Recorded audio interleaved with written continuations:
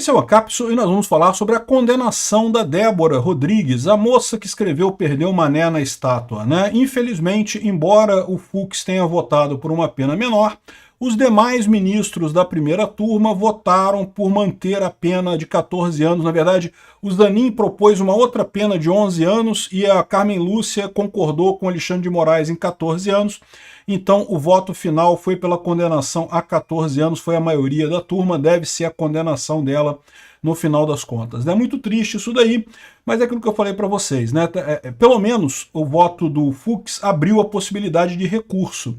Agora, não se pode descartar também que o Fux tenha feito isso de propósito. Lembra que eu falei para vocês que a ideia deles é essa mesmo, eles querem penas altas, querem colocar coisa tudo ruim para condenar o Bolsonaro. Depois disso, eles podem rever a pena do pessoal, podem liberar a galera, para eles não faz diferença mais. Eles sabem que não teve tentativa de golpe nenhuma no 8 de janeiro, eles sabem que aquilo ali foi um protesto que deu errado no final das contas, não foi uma tentativa de golpe de Estado. Mas enfim, essa é a situação. Vamos entender direitinho o que foram as penas aqui e como é que a coisa deve acontecer daqui para frente. Essa notícia foi sugerida por Ditadura Democrática Sem Direito, Peter Turguniev Ado e várias outras pessoas. Obrigado aí ao pessoal que sugeriu notícias lá no nosso site, no visãolibertaria.com. E obrigado a você que está assistindo o nosso vídeo. Se você gosta do nosso conteúdo, por favor, deixa o seu like e se inscreva aqui no canal, né? Pois bem, a gente teve uma leve esperança com o voto do Fux. Se os outros ministros acompanhassem o Fux, você poderia ter um resultado diferente desse resultado, né, desse julgamento, mas infelizmente não foi isso que aconteceu, né? Os outros ministros, ao contrário, a Carmen Lúcia, primeira coisa, foi votado na primeira turma. O entendimento de que isso deveria ser mandado para o plenário era o meu entendimento nessa história, mas aparentemente não tem mais lógica isso, fica na primeira turma mesmo. O que pode acontecer agora é que o advogado de defesa pode pedir recurso para o plenário, uma vez que houve discordância entre os votos na primeira turma, né? Então pode haver recurso ao plenário, mas de qualquer forma, quando que esse recurso vai ser julgado, isso vai levar um tempo ainda, né? Não deixa de ser uma brecha na defesa que o Alexandre de Moraes estava fazendo, no crime multitudinário, um absurdo completo. Inclusive o próprio Alexandre de Moraes apontou isso aqui. O Alexandre de Moraes falou aqui, ó, o caso da Débora em nada difere dos outros 470 condenados. O que o Alexandre de Moraes estava querendo falar para o Fux aqui? Ó, aquilo que eu falei para vocês, ó, se a gente mudar o entendimento nesse caso da Débora, a gente vai ter que rever os 470 condenados também, porque todo mundo a gente usou essa história de crime multitudinário, não sei o que lá, vamos ter que descondenar essa galera toda também, né? Esse foi o aviso do Alexandre de Moraes. O que, diga-se de passagem, é verdadeiro, mas é verdadeiro no bom sentido. De fato, se a visão do Fux prevalece nesse caso, iam ter que descondenar um monte de gente do passado, né? E o Alexandre de Moraes deve ter dado a conversa lá para Carmen Lúcia e também para o Zanin. O Zanin ainda votou a favor de redução da pena, mas uma redução menor. Ele votou por 11 anos de cadeia só para Débora, né? Ou seja, ainda uma pena completamente absurda, completamente fora de qualquer padrão aqui no Brasil.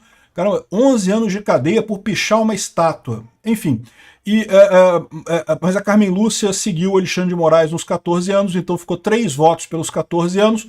Os outros 2 votos foram vencidos nesse julgamento. O resultado final do julgamento deve ser anunciado na semana que vem, ainda tem os procedimentos internos lá, mas não faz diferença isso daqui agora, né? Muito triste essa decisão, sem dúvida alguma, porque mostra aí uma vitória do autoritarismo, né? O Alexandre de Moraes, ele conseguiu, nessa semana, 2 vitórias importantes. Primeiro, ele enterrou a anistia na Câmara, ele convenceu o Hugo Mota a peitar os deputados todos, a se jogar contra toda a Câmara, em troca de prender o Collor e coisa e tal, né? E o Hugo Mota obedeceu, seguiu o caminho indicado pelo Alexandre de Moraes, né? Manteve o pai dele fora da cadeia, pelo menos por enquanto, e além disso, conseguiu fechar esse julgamento da Débora. O Fux botou o voto contraditório dele lá, o voto correto. Eu achei que o voto do Fux estava no sentido que eu acreditava que deveria ser o justo nesse caso, mas o resto da turma não acompanhou o Fux, então a gente ficou na mesma situação de antes. É uma derrota muito grande essa semana, muito triste isso daí, vamos esperar que a coisa melhore mais adiante. É o que eu falo para vocês, o STF está comprando uma briga com o povo brasileiro. eles acham que estão fazendo isso, estão contando com o fato consumado. Quando condenarem o Bolsonaro, eu não duvido nada, eles vão voltar e vão soltar esse pessoal todo, vão falar que não, que a gente reviu aqui em grau de recurso e realmente esse pessoal foi só enganado pelo Bolsonaro para fazer aquilo, então a gente vai soltar todo mundo, vai deixar só o Bolsonaro preso.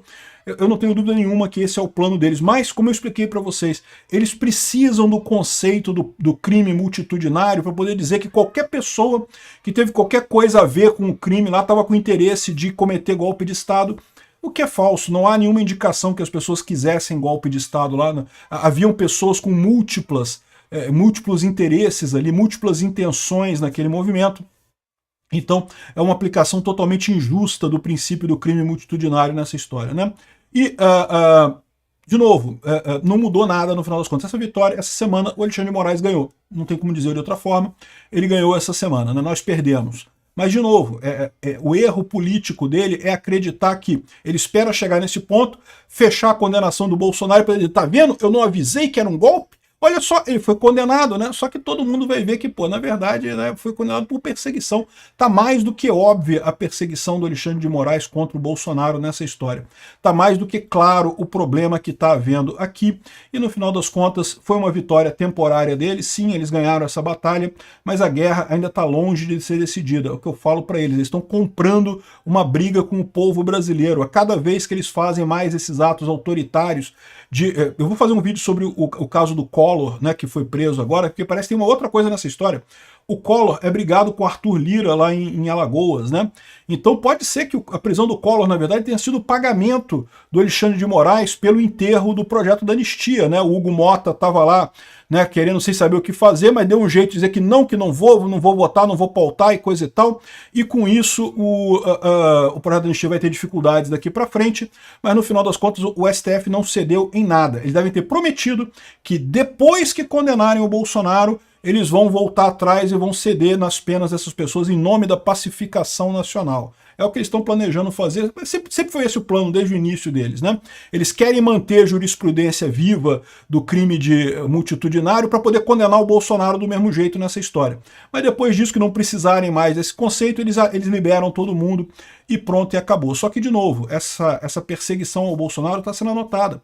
Não existe mais esse conceito de que quem ganhou a guerra escreve a história, como já houve no passado, né?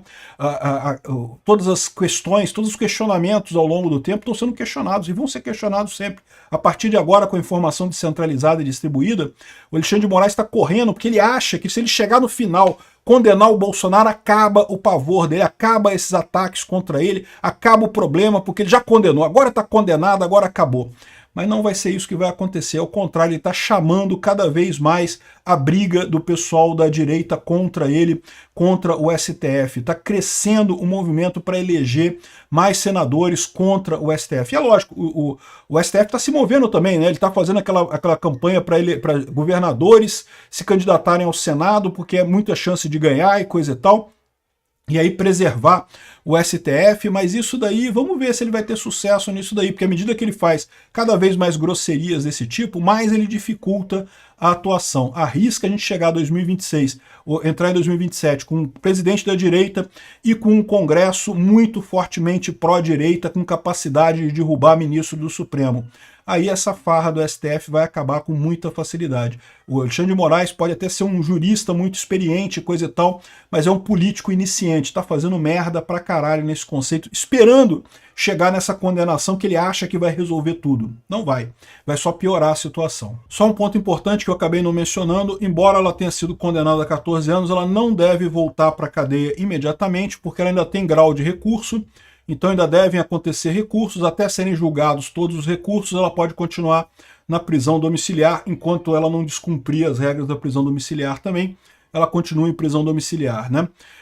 Em tese, quando for caso julgado, né, coisa julgada, ela voltaria para a cadeia para cumprir os 14 anos de cadeia, mas como eu disse para vocês, essa não é a expectativa deles, eles querem condenar o Bolsonaro e depois vão liberar o pessoal todo mesmo.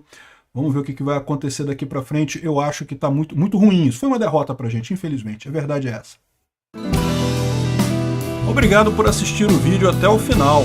Além de curtir, compartilhar e se inscrever no canal, considere se tornar patrocinador com valores a partir de R$ 1,99. Clique no botão Seja Membro abaixo para saber as condições e vantagens de patrocinar o canal. Mais informações sobre o nosso projeto, visite nossos sites indicados na tela.